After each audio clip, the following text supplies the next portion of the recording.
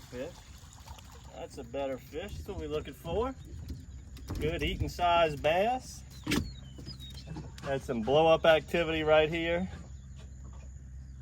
Had a good feeling we were gonna get bit. Threw in there, voila. Not catching it, we're not gonna be catching the biggest bass in the world, but this is a good thing to do when the weather's really tough like it's been. Lots of winds, lots of dirty water, lots of low water, extreme high heats. We're fishing at low light hours, beating the heat, staying close, catching some green trout.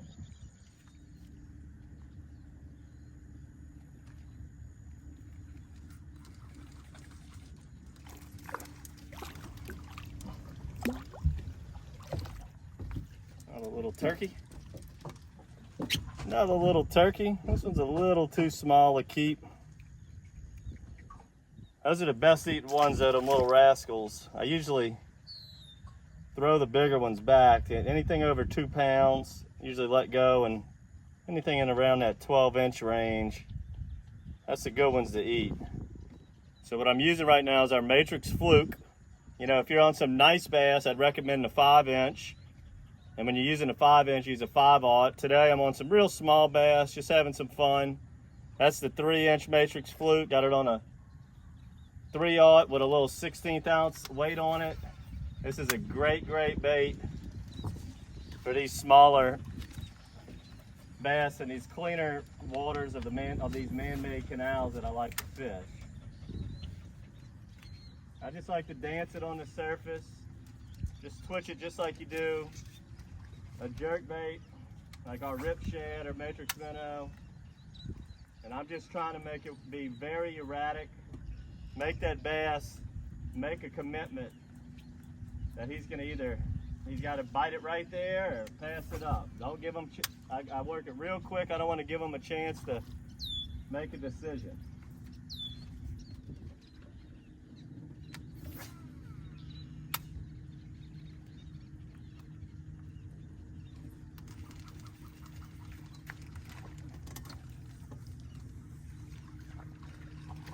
Little rascal. I'm seeing tons and tons of bait activity and some smacks on the surface, and they're giving themselves away on where to cast. That one's borderline keeper. Go ahead and let him go. But they keep popping little minnows on the surface, and they're telling me where I need to be throwing. Let me go ahead and retie here. So this is how you rig it. You corkscrew the nose through your corkscrew hook there, and you push it through like that, and then you can skin hook it if you're fishing a lot of grass. We got a little bit of grass, nothing too terrible, just enough to be holding these little bass in here. And tie a quick knot and get back in it. Now you could bump into an occasional 2 or 3 pounder doing this, but most of these fish are going to be, 9 to 12 inches. Great eating size bass if you do want to keep some. Great to fry up. And I like to do this type of fishing whenever the weather's really bad and hard to just get out on the outsides. And then as we're in just the total dead heat of the summer, the temperatures have been just unbelievable. And I just like staying close if I can and not really, there he is. I mean, there's just a ton of them in here, so it's fun. They're kind of small, so it's almost like perch fishing. But I just like to stay close to home, do something easy. You're not really running a real risk of getting caught in bad thunderstorms, which we've been having just the most incredible summertime showers lately. Really bad weather. Incredible heat we've been having. Lots of west winds, making it really a pain to cross Lake Pontchartrain. I do like to fish Bourne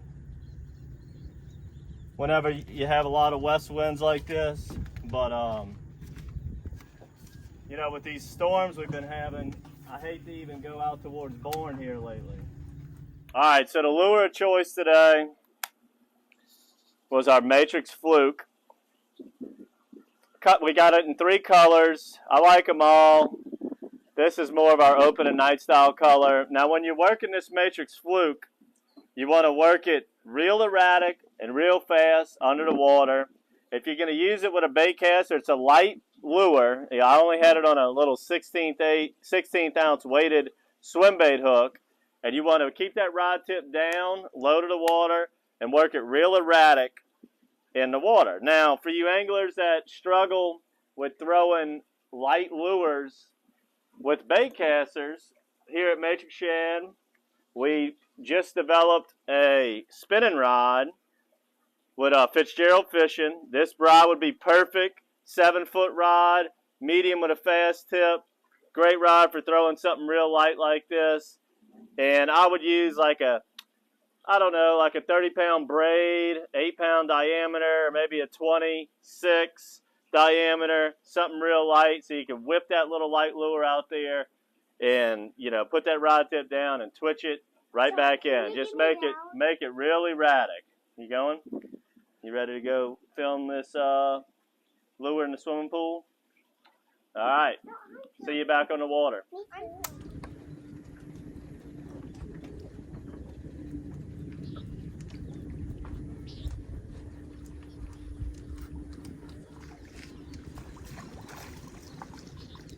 Another little guy. They're all like cookie cutter size here, just a little short.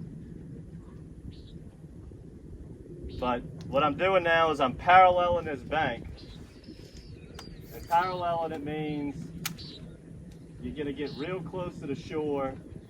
And that way I like doing this, that way I can keep the bait tight to the bank as long as I can. 95% of my bites are coming right up in the weed. So I just want to twitch it, keep it twitched up close to them weeds the whole time. There's a little bit of underwater vegetation, and these fish are really shallow, these little knothead bass. Now in the wintertime, I like to back the boat off the bank, and what I'll do is I'll bounce a matrix on a jig head on the bottom and work these drop-offs as the trout and reds will move in here in the wintertime.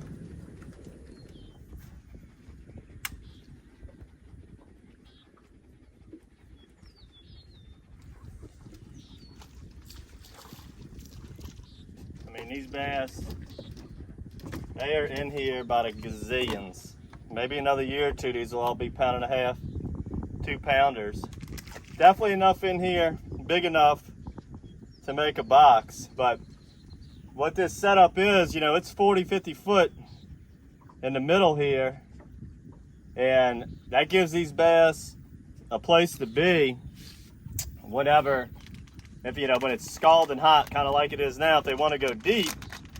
But when they're feeding here, they're up in the shallows, got a light vegetation, right in that like 1 foot zone. And they're also using these little weeds that come out a little bit, these little marsh weeds. So this is what you do here. You're just gonna corkscrew this on, push it on, boom, boom, boom. Maybe 3 or 4 times. Put the belly towards the hook. It's got a slit in it. Go in the slit of that belly, pop on through. You can skin hook it if you want and get back to paralleling this bank.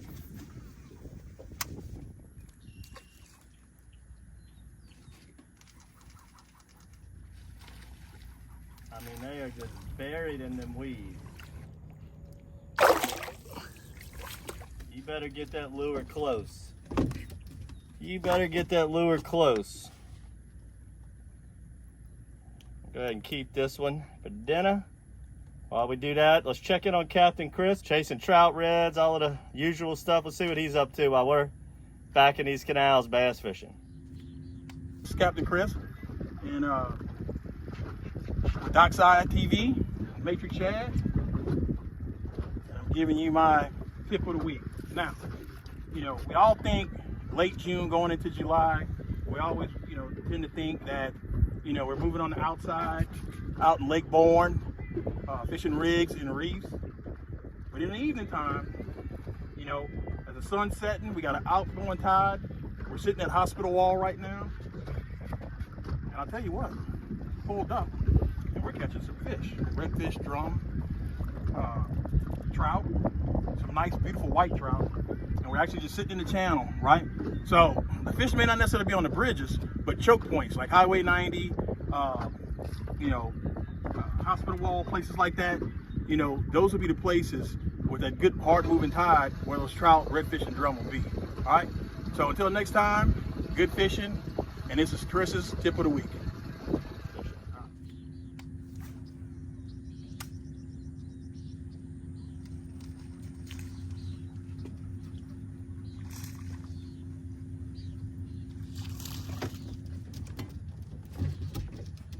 Switched it up there. Wanted to see if I could get one to kind of come out the water and smack it like a top water. This is our swim shad, a little small 3-inch, and I'm just running it just like a frog on the surface. As soon as it hits the water, I'm just burning it in. It's got little, you can see the little bubbles, little paddle tail, flip it on the surface. This thing works real good in heavy vegetation. You can check out some of our older Dockside TVs running this over heavy grass like a frog. I mean, this thing's deadly when you're trying to keep something over the grass. You want to get some top water strike, especially if it's some smaller bass like this right here. You know, if you threw a frog on these fish, you'd scare them to death. They're just not big enough.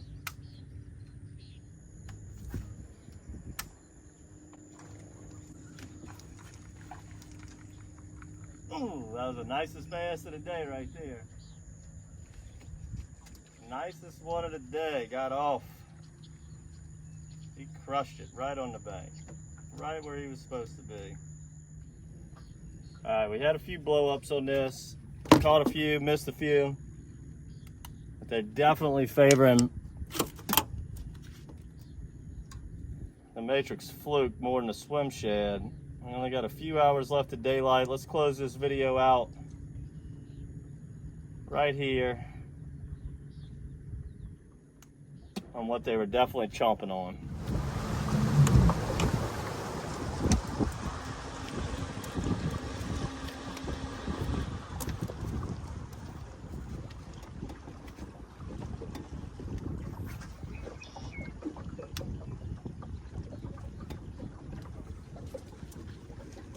Like that. Kill the boat first cast. Kill the boat first cast. And you get one big enough to keep. Didn't even barely have the engine turned off.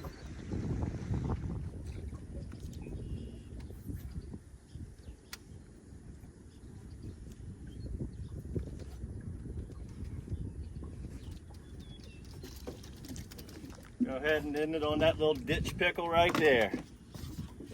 We'll call this episode Fishing Ditch Pickles. That's what we're fishing for. Great table fare, like I said.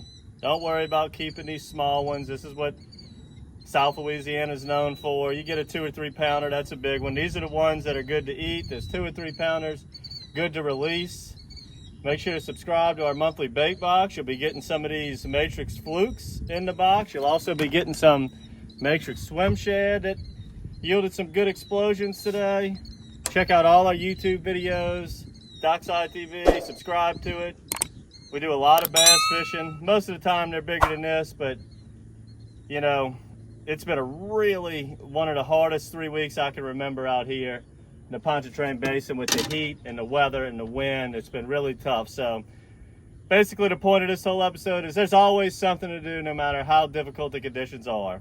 Hope you enjoyed this one, guys. Until next time, good fishing.